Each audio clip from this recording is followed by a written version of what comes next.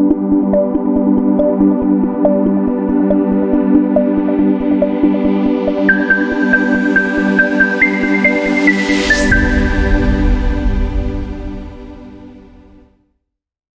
दोस्तों, आप देखना शुरू कर चुके हैं इंडिया मिक्स न्यूज़ और मैं हूं मुकेश।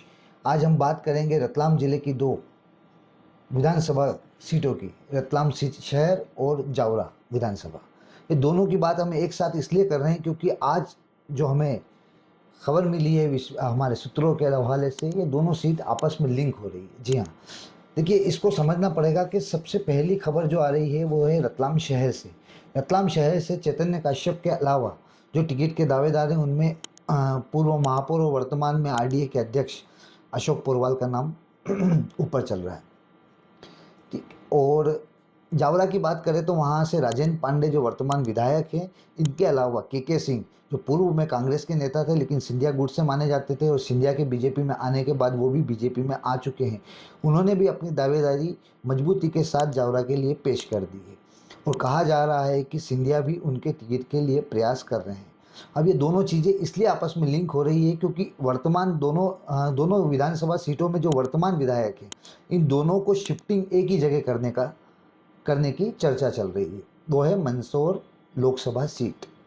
जी हाँ, पहली संभावना अगर हम देखते हैं जावरा की, तो जावरा में अगर के सिंह को टिकट मिलता है और राजेंद्र पांडे का टिकट काटा जाता है तो ऐसी स्थिति में राजेंद्र पांडे को मंदसौर लोकसभा सीट से टिकट मिलने के पूरी संभावना है। और रतलाम में चेतन कश्यप जो वर्तमान विधायक है वो बने रहेंगे और इस चुनाव में अगर वो जीतते हैं और भाजपा की सरकार बनती है तो वो कैबिनेट मंत्री उनका बनना इस बार तय है।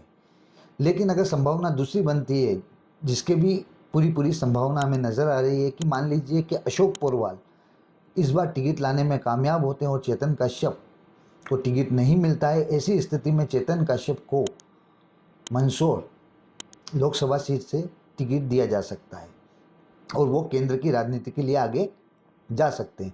ऐसी स्थिति में फिर के सिंह का टिकट भी निरस्त हो सकता है और राजेंद्र पांडे जो वर्तमान विधायक है उन्हीं को टिकट मिलेगा और उनके भी मंत्रिमंडल में जाने की उतनी ही संभावना है जितनी कि चैतन्य कश्यप की, क्योंकि सीनियरिटी के आधार पर राजेंद्र पांडे चेतन कश्यप से सीनियर है। अगर दोनों जीतते हैं और दोनों को वर्तमानी सीट पर रखा जाता है तो मंत्रिमंडल में जगह के लिए क्लेश हमें देखने को मिल सकता है।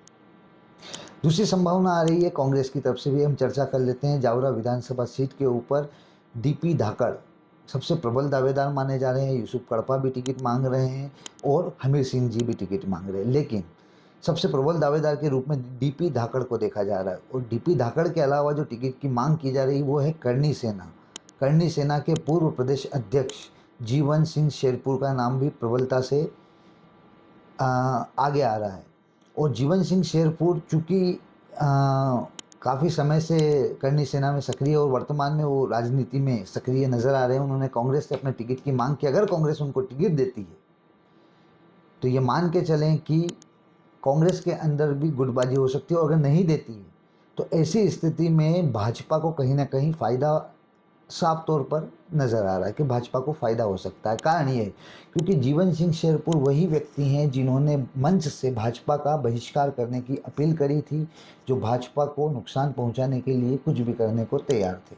उनके आंदोलन के दौरान उन्होंने कई बार भाजपा के विरोध में काफ़ी कुछ कहा है और उन्होंने ये भी कहा है कि उनके कार्यकर्ताओं से कि वो भाजपा को कभी वोट ना दें। ऐसी स्थिति में भाजपा का विरोध उनका लगभग तय है।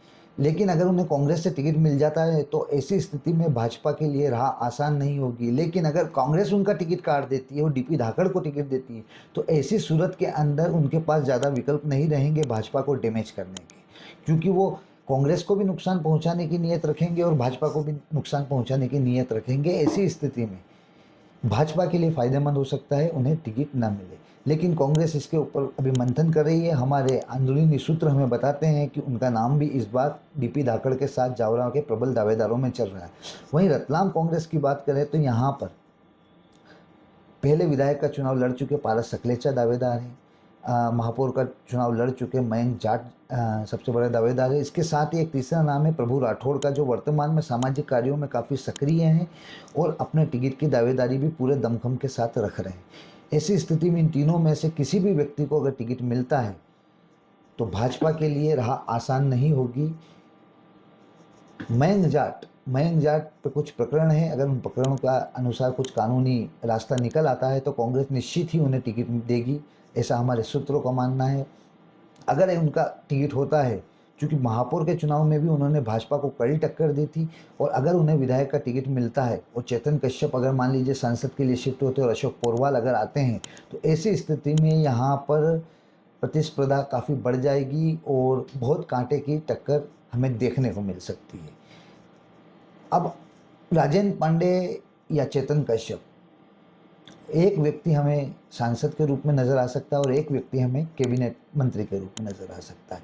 तो इसी सूचना को लेकर मैंने आपके सामने ये वीडियो रखा है, ताकि आप समझ सकें कि कहाँ मंथन हो रहा है और दोनों सीटें आपस में लिंक क्यों हैं, क्योंकि दोनों ही वर्तमान विधायक को कहीं ना कहीं जाकर मंदसौर लोकसभा सीट पर चुनाव लड़ते हुए हम देख सकते हैं।